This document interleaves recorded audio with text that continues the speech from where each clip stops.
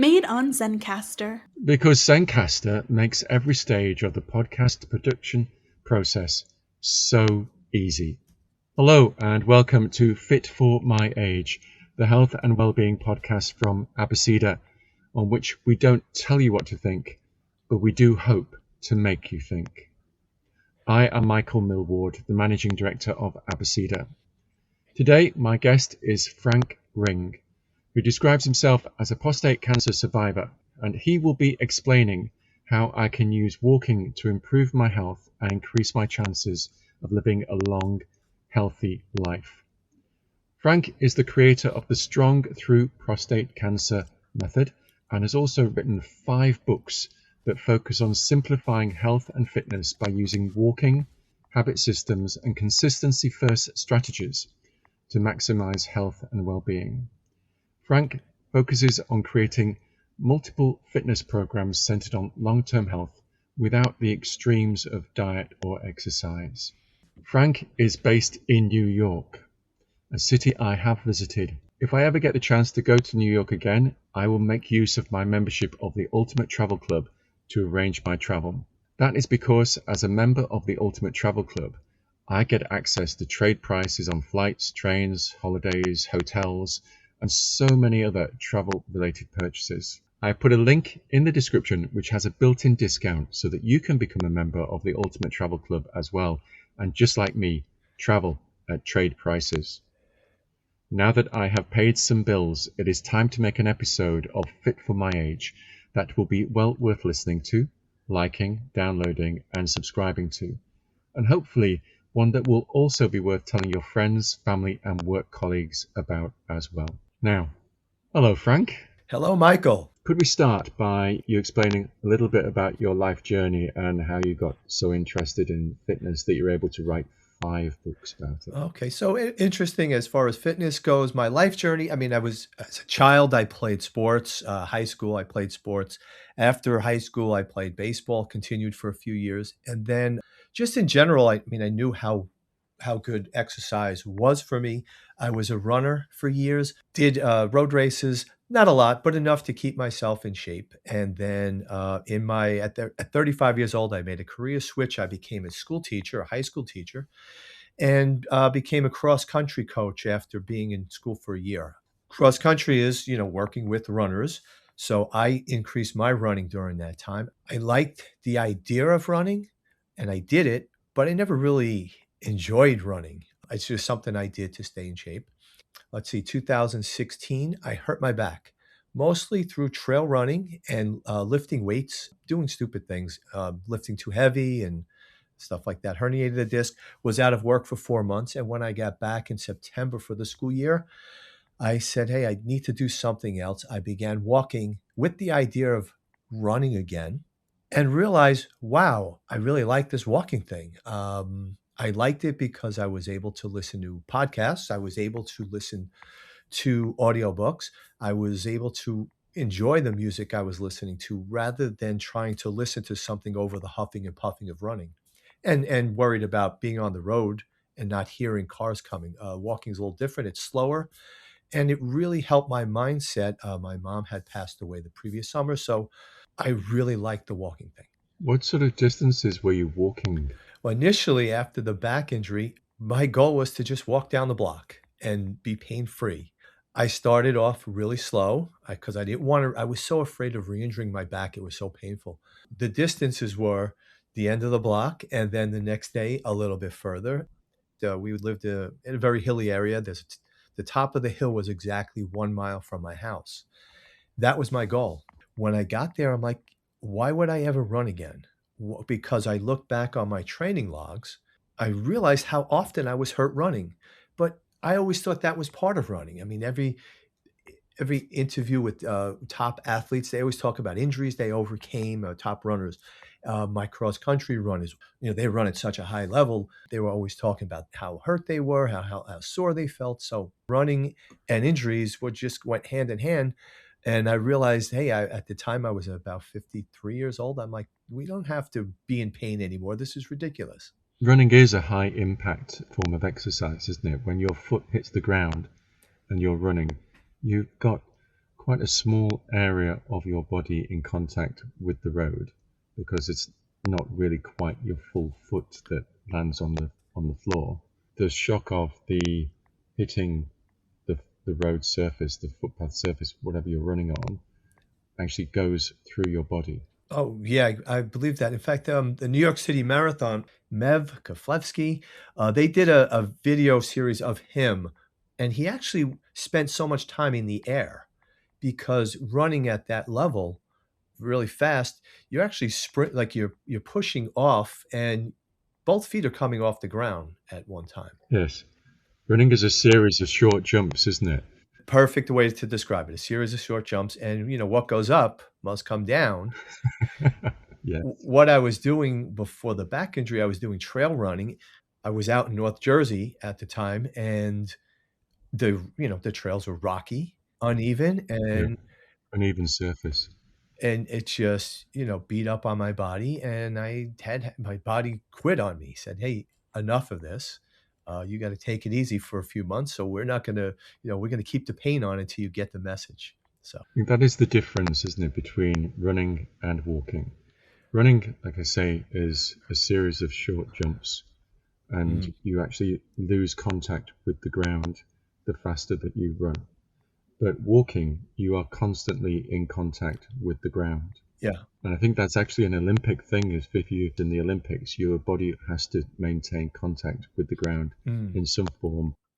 The process of walking is sort of started because it sounds as if it was the only exercise that you could do because of an injury. And then you get, I'll walk a little bit further, I'll walk a little bit further. And then you get more serious about it. And I'm starting to think, like, when anyone gets serious about any sort of sport, regardless of what it is, there is always a retail opportunity. Golf is the classic one. What sort of special equipment, clothing, shoes do you use when you are walking? The only special equipment is actually a good pair of walking shoes. And there is a difference between running shoes, running sneakers, right? We call them, and walking Hmm. shoes. And when I started walking, I had my running shoes on. I was researching, I wrote for my first book, Walking for Health and Fitness, researching. I'm like, well, let me look into this whole, what walking shoes are. And I bought a pair and I put them on, and it felt like I was walking in a pair of slippers. It was so lightweight and comfortable because they don't have to be constructed as heavily as a running sneaker because of what we just talked about, how the pounding and the jarring action of running, the sneaker really needs to hold up and protect you. The walking shoe really just has to feel comfortable, give you a little bit of protection, and that's it. When I put the walking shoes on, I went out for a walk. I'm like, wow, these feel amazing. Next day, I put the running shoes back on. I felt like the Frankenstein monster with those big clunky shoes he wore. Yeah. I'm like, wow, what a difference. Those few, just probably was a difference of a few ounces, but the construction of the walking shoe was so much, I felt less encumbered. I just felt so much better. I haven't put on, in fact, the running shoes that I had from, let's see, 2016, when I stopped running, I still have in the closet, and they look almost as new as the day I bought them because I really didn't use them much before I got hurt. And the walking shoes are really, really designed for walking. Well, one of the pieces of advice I give to people is you find a good walking shoe, buy an extra pair of them because these companies change over the styles. Like I've found Yes. so many pairs that I really like. I like New Balance because I have a wide foot. New Balance comes in wide sizes, and you go back 6 months later for a new pair, and they're, that's discontinued. Try another one, and they all feel a little bit different, even though it's the same sizes. So I tell people when you find a good walking shoe, buy an extra pair or two because it'll be worth it, and you'll have that consistency. It sounds as if the sort of shoes that you're talking about are great on a tarmac, a level surface. Yeah. But if you're going off road, then you need a completely different type of shoe, I suppose. Yeah, yeah. I'll say this: the walking shoe is good for the roads, for sidewalks, and for roads, which is where I mostly walk. Yeah. Uneven surfaces like grassy areas, yeah, I find that I have to be careful with my footing. But the one thing I'll say is this: I was injured so many times running.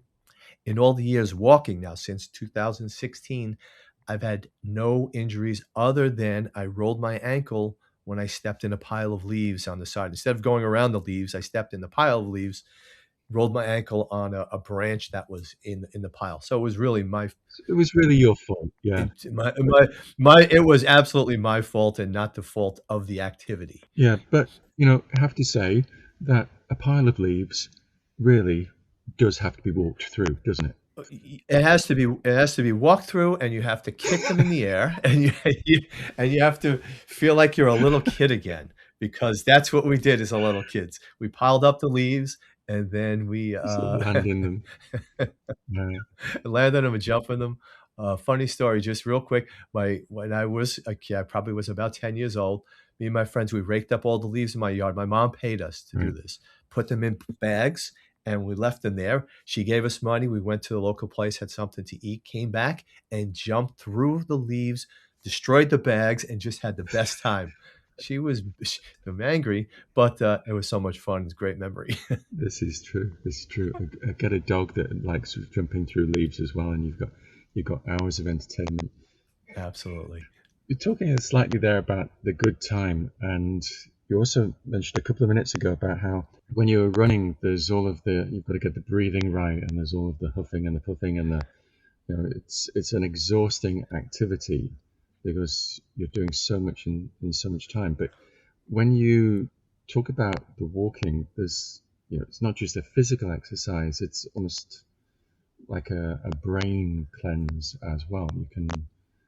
It has a definite impact on your mental health Oh, in a way that other forms of exercise don't. yeah, I think that well, it comes from what's going on inside the brain that's being activated when you walk.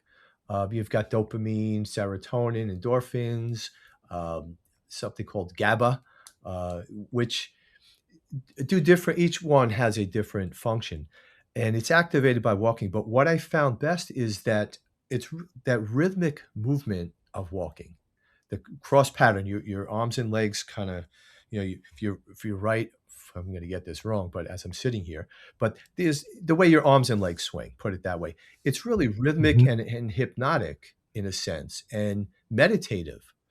And if you coordinate your breathing with it, which is so easy, just, I one in my first book, I talk about the odd number breathing pattern. S- Inhale for 4 steps, exhale for 3 steps. That's 7. And then on the next cycle of 7, you start on a different foot because it's the odd number. But it becomes hypnotic, and it really almost, I don't want to say put you in a trance. That's not right. But there's some kind of stress relief that comes from it that is just Hmm. wonderful. And that's one of the things that really kept me back walking. One, staying injury free, but that brain release after the pain of the back injury after my mom passing, and that's what kept me for sure walking, because I'm like, I never felt like this running. Um, One of the things I wrote in my book, professional athletes say the toughest part of the workout is just getting out the door, right? You're sitting on the couch, you're Yes. comfortable. That's the toughest part of the workout. And when I was a runner, that was the toughest part. I procrastinated so many times, but running was something I had to do to stay in shape. That's what I felt. Once I started walking and used this, like, hey, I'm going to keep doing this. I started like, I would drive home from work, like looking forward to, where am I walking today? Because Hmm. I need to finish this audiobook, or I've got a few more chapters to listen to, or, oh, there's that podcast I want to listen to. It just changed my whole outlook on how I felt physically, emotionally, and also changed my outlook on physical fitness itself, as with your program, fit for my age. As I was getting old, I was now in my mid 50s, and you know, those it actually was 7 months in pain, and then recovery was another like 3 or 4 months of finally getting out of pain. So I lost a lot of time from injury at a time when I couldn't afford to lose that time, because as we get older, the weight comes on a lot quicker than when we're younger. It takes a lot more Yes. time to get the weight off than when we were younger. So that's what I've been preaching ever since, the tremendous benefit of walking. Hmm. I'm wondering. When you talk about the mental health aspects and how you're looking forward to walking, have there been times where you have gone out for a walk and actually ended up walking further than you expected or planned to? Oh, sure, sure. A lot of times, I mean, I'll have a destination in mind or a route in mind, and it just feels sometimes it just feels so good. A lot of times I call it the mid-walk turnaround, and this is, if a long walk to me is like 7 to 10 miles. Hmm. 5 is good. That's like 5 is a nice, "Hey, I've got this amount of time to do it." But seven's the sweet spot, and you hit 10 is really nice. But with a 10-mile walk, usually I try to find something like 5 miles away, a coffee shop, my favorite place. And what I found, one, I'm a school teacher, so I'm always thinking about lessons for my classes. And another, all the books I was writing and my website, ideas for content. I'd get to that coffee shop, I'd always carry with me my pack, with water and pen and paper and my reading glasses, and I'd sit there for like a half hour, just the ideas that flowed from those walks were just amazing, and I found if I didn't write them down, once I got home and sat down in front of my computer, I struggled to, "What was that idea? I can't remember it." Hmm. It's like almost like that creativity window shut down once I sat down at the computer. The creativity was taking place while I was out walking. So I use my notes app a lot on my phone, on my iPhone. That was like, once I started doing that, like as far as the mindset of walking was just like, whoa, I really like this thing. I've spoken to novelists who've told me that they've used walking their dog Mm. and discussed the plot lines with the dog, and they've said, the dog really wrote this book. Yeah. The dog has come up with the plot lines, and I just sort of sit there or walk along, and everything fits into place. And you do have to almost have your pencil and a piece of paper with you to write it all down as it's happening. But walking does have this.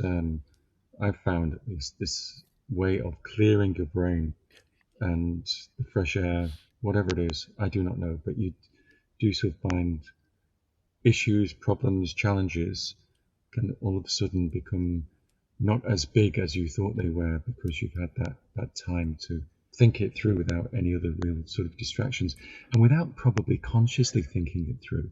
A lot of times, if I had something on my mind, and it happens so often that this is what I do. If I have a problem that I need to work through, right before I start walking, get out the door, what do I need to what's the thing I need to work through? That's it. That's the only time I think about it.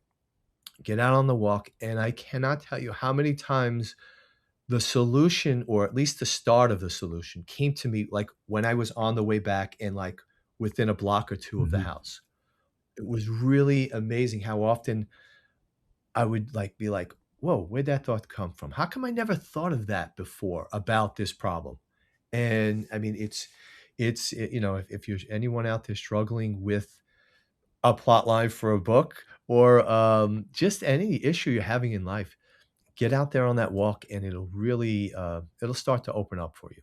Yes, I agree with you. I agree with you. One of the things that you've had on your mind and, things that's like struck me was that you are a prostate cancer survivor, Yes. and walking helped you with that survival, the treatment, and the coming out the other Ye side. Yes, it did, and it did in a weird way, and I'll tell you how I developed, well, what I've gone through. So, I had been walking, I had been in, like, a really good shape, but my PSA numbers were going up, and just as a public service announcement for the men in your audience to just get that simple blood test that checks your PSA level and track it, because when you Yes. catch this early, it is so treatable. Right now, I'm cured. My PSA level is less than zero point zero 0.01, so it worked. But the journey through prostate cancer was difficult, and I'll get into that in a second. So prior to it, I was in great shape. I was walking. I was doing body weight exercises, another book that I had written about fitness, walking, and body weight exercises. I practice what I preach. Here was the crazy thing. After treatment started, I opted for androgen deprivation therapy, which basically kills your testosterone. So I had that going on. which stops the tumor growth, and then later on, radiation eradicates everything. And during that time, fitness became a challenge only because what the drugs were doing to my system. I just felt off. That's the only way I can say it. I was never in any pain or anything like that. Just emotionally, I was off. And walking during that time helped me. I had planned on doing a lot more exercise, body weight exercises. My mindset was off that my eating habits were really not very good during this time.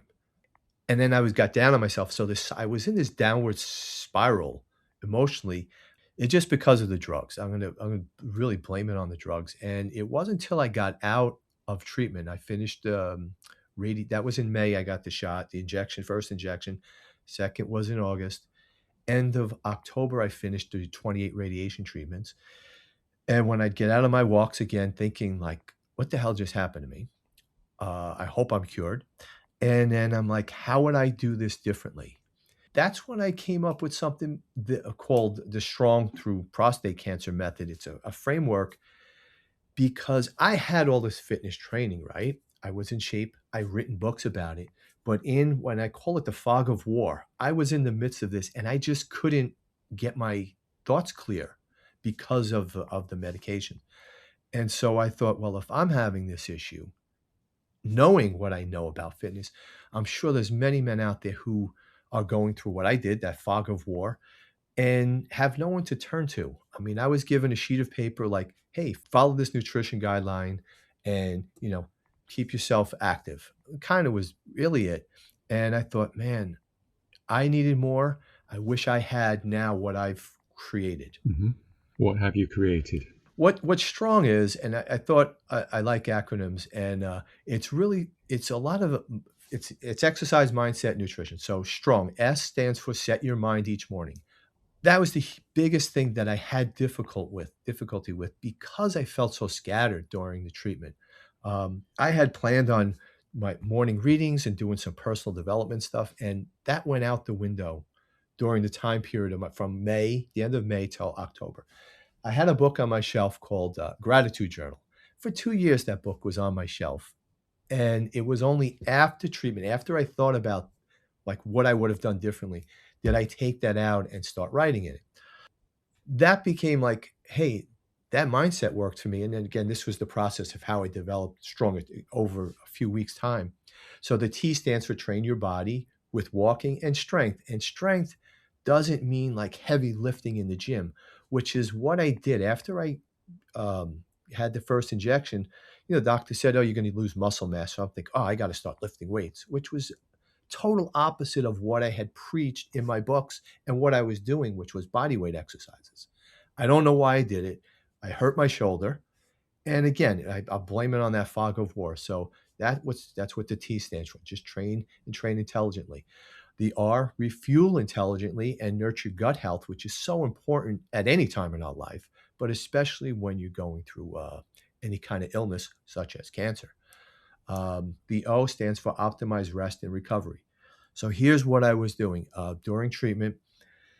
I wasn't sleeping well. I had a case of insomnia, which the doctors said would happen to me. In fact, fellow Brit, Ray Davies, wrote a song called "The Zombies," the Voodoo Walk, and Hmm. he writes about his insomnia, and that became like my life for a few months. During the day, I'd watch television and I would take these little cat naps, which weren't what I needed was really proper rest. And finally, my girlfriend, who was wonderful during this whole process, was like, will you just get into bed and lay down during the middle of the day? Because that's what you need. And all of a sudden, I had an hour or two of real rest. So I realized that that becomes a big part of this program and recovery. And then the N in strong stands for navigate the mental battle and the identity shift. So the mental battle was what I talked about, being lost in that fog of war. And the identity shift is, you're not the same person after cancer treatment than you were going into it. It just because of what my body was been through. I'm sure I'm not unique in this. So this would work for other men. And the G is really the growth of it. What I came out of it, G is grow into the man you're becoming after cancer. And the growth that am coming through is to help other men. Um, my walking books and programs, do that. But now this is specifically for something that I've gone through. I can speak to other men about because I was in their shoes, and it's been very effective. I would like to explore those in much more detail, Mm. but unfortunately, we don't have time today. So you are one of those people, Frank, who's invited back to Fit for My Age to discuss those issues in more detail, because I do believe it is a very important issue. You said, and you are evidence that prostate cancer is survivable if you catch it early enough. Yes, catch it early, get that PSA test, and for the women in your audience, please encourage the men in your life, the men that you love, to just get the simple test, Yes. get to the doctor because it's life-saving.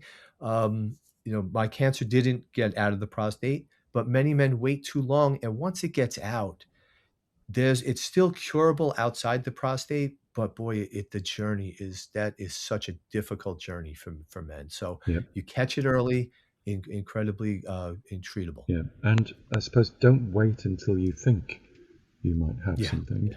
yeah, Put it into your annual routine, like you get your car serviced, get your prostate checked, get your PSA test done, and we'll all live longer, healthier lives. Frank, it has been one of those half an hours where you have really made me think, and I do appreciate it. Thank you very much. Michael, thank you for having me on. I appreciate it. Thank you. I am Michael Millward, the Managing Director of Abacida, and in this episode of Fit for My Age, I have been having a conversation with Frank Ring, an advocate for walking and prostate health. You can find out more about both of us by using the links in the description. There's a link to each of Frank's books. At Fit for My Age, our aim is proactive, positive aging, and knowing the risks early is an important part of maintaining good health. That is why we recommend health assessments from York Test, especially their annual health test. Performed annually by an experienced phlebotomist who will complete a full blood draw at your home or workplace, the annual health test provides an assessment of 39 different health markers, including cholesterol levels, diabetes risks, vitamin levels, organ functions. The list is comprehensive and extensive. After hospital standard tests are carried out, a UKAS accredited and CQC compliant laboratory or similar laboratories elsewhere in the world, you will be able to access your easy to understand results and guidance to help you make effective lifestyle changes anytime via your secure personal wellness hub account. There is, as you would expect, a link and a discount code in the description. Get those tests done. I am sure you will have enjoyed listening to this episode of Fit for My Age as much as Frank and I have enjoyed making it. Please give it a like and download it so you can listen anytime, anywhere. To make sure you don't miss out on future episodes, please subscribe. Or I now ask you to tell your friends, family and work colleagues about Fit for My Age as well. As Frank says, tell the men in your life to listen and get that PSA check done. Remember, the aim of all the podcasts produced by Abacida is not to tell you what to think, but we do hope to have made you think. Until the next episode of Fit for My Age, thank you for listening and goodbye.